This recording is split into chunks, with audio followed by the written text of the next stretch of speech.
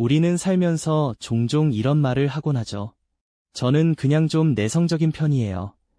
그런데 여러분, 혹시 알고 계셨나요?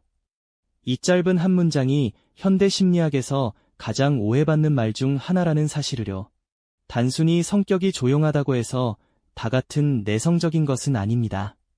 내가 가진 이 기질이 정말 타고난 성격인지 아니면 나도 모르게 마음 한구석에 자리 잡은 사회 불안인지 구분하는 건 생각보다 훨씬 중요합니다. 이걸 혼동하게 되면 정말 도움이 필요한 순간에 스스로를 방치하거나 아무 문제 없는 자신의 멋진 성격을 괜히 고쳐야 할 결함으로 여기며 괴로워하게 되거든요. 자, 이제 우리 이 차이를 아주 명확하게 짚어볼까 합니다.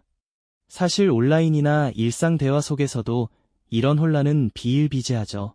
저는 사회 불안증이 있어서 사람들 만나는 게 너무 힘들어요 라고 말하면서도 정작 본인이 내향적인 것과 불안을 느끼는 것의 경계가 어디인지 모르는 경우가 많아요. 심지어 전문가들이 만든 콘텐츠조차 이 둘을 모호하게 설명할 때가 있습니다. 겉보기엔 참 비슷해 보이거든요. 둘 다 친구 관계가 좁을 수 있고 파티 초대를 거절하기도 하며 혼자 있는 시간을 간절히 원하기도 하니까요. 하지만 그 뿌리를 들여다보면 완전히 다른 이야기입니다. 하나는 내가 타고난 성격 특성이고 다른 하나는 치료와 돌봄이 필요한 정신건강의 영역입니다. 이 차이를 아는 것만으로도 여러분의 삶은 훨씬 가벼워질 수 있습니다. 먼저 내향성이란 대체 무엇일까요? 이해하기 쉽게 내향성이 아닌 것부터 말씀드려 볼게요. 내향성은 수줍음이 아닙니다. 사람을 싫어하는 것도 아니고 사회성이 떨어지는 것도 아니에요. 무엇보다 절대 고쳐야 할 병이 아닙니다. 내향성의 본질은 아주 단순합니다. 바로 에너지를 관리하는 방식의 문제예요. 여러분 스스로에게 한번 물어보세요. 나는 사람들과 즐겁게 어울리고 난 뒤에 내 에너지가 어떻게 변하는가? 내향적인 사람들에게 사회적 상호작용은 아무리 즐겁고 유익해도 에너지를 사용하는 일입니다. 배터리를 쓰는 일이죠.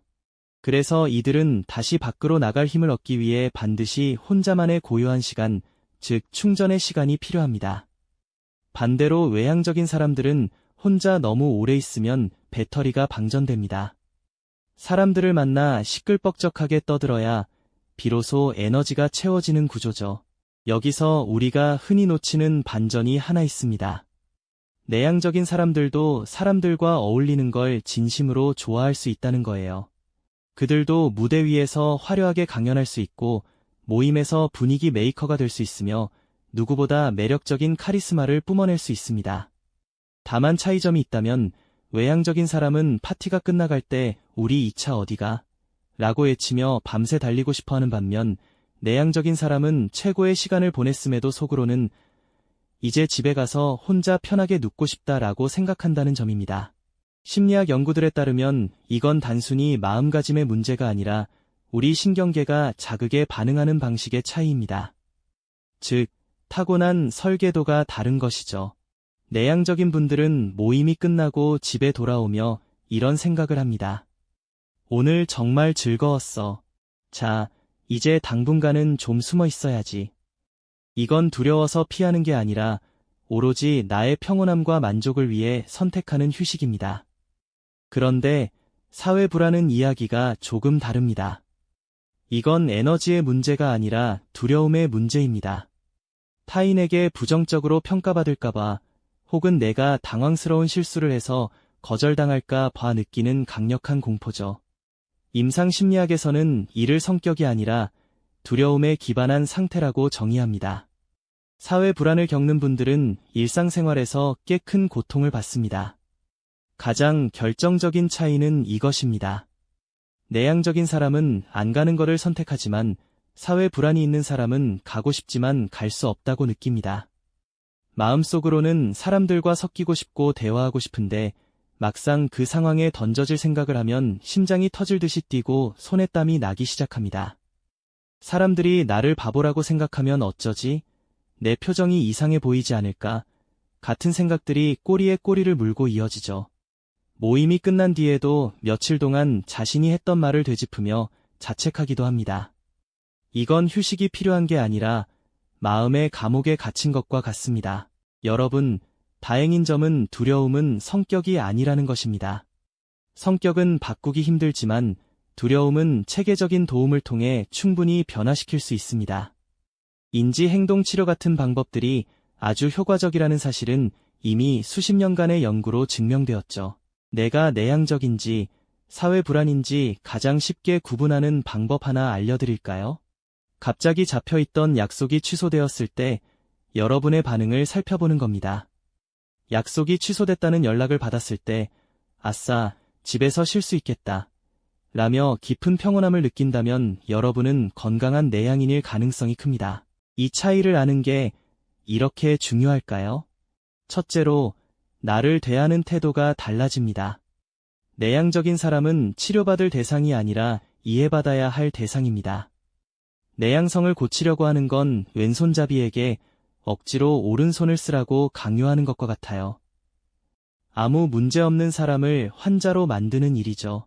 반면에 사회 불안은 적절한 도움을 받으면 훨씬 자유로운 삶을 살 수 있는 영역입니다. 이걸 단순히 성격 탓으로 돌리고 참기만 한다면 여러분의 소중한 삶의 기회들을 자꾸만 놓치게 될 거예요. 둘째로, 자기 이해의 깊이가 달라집니다. 내가 내향인임을 인정하면 이제는 죄책감 없이 당당하게 초대를 거절할 수 있습니다.